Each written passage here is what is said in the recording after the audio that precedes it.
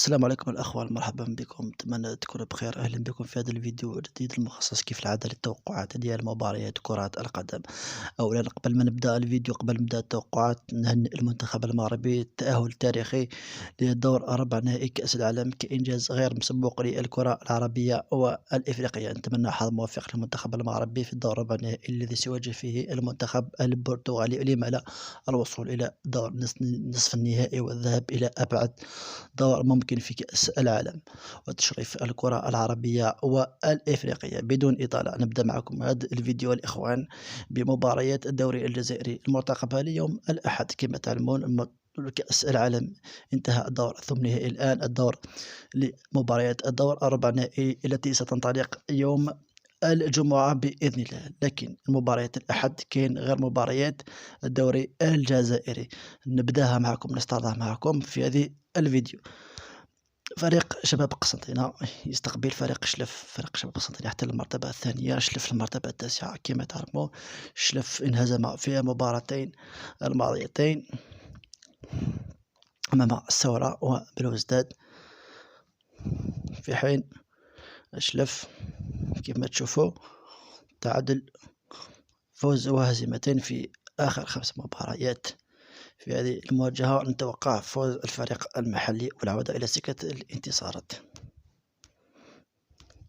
في المباراة الثانية فريق البيض يستقبل فريق سطيف. ترتيب كيف ما تشوفوا، فريق سطيف يقدم موسم رائع بلاعبين شبان. البيض يحتل المرتبة العاشرة، الصعيد الجديد. في هذه المواجهة نتوقع فريق وفاق سطيف ما يخسرش، فوز أو التعادل. في مباراة الثالثة خنشلة، الصعيد الجديد أول موسم في الرابطة الأولى الجزائرية، يستقبل فريق مقرا. فريق خنشلة انهزم في المباراة الماضية بخماسية كاملة، إذا يسعى للتحويض أمام فريق مقرا الذي تعادل في المباراة الأخيرة في ملعبه. في هذه المواجهة نتوقع فوز فريق خنشلة.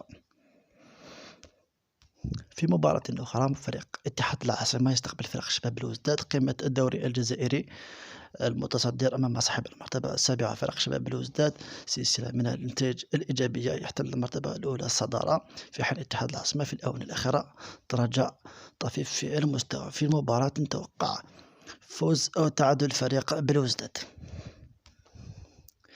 مباراة خامسة فريق شبيبة القبائل يستقبل فريق الأربعاء. شبيبة القبائل يقدم أسوأ موسم في تاريخه، يتواجد في المرتبة الأخيرة ويواجه شبح السقوط لأول مرة في تاريخه إلى دوري الدرجة الثانية. يستقبل فريق الأربعاء الذي يحقق نتائج مقبولة على الأعلام، لكن أفضلية الملعب والجمهور نتوقع فيه فوز فريق شبيبة القبائل.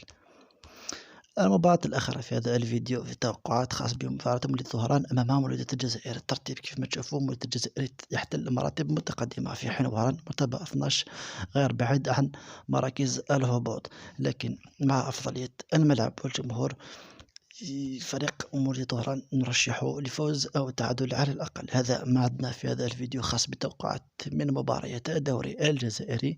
نلتقي في فيديو آخر توقعات مباريات أخرى بحول الله.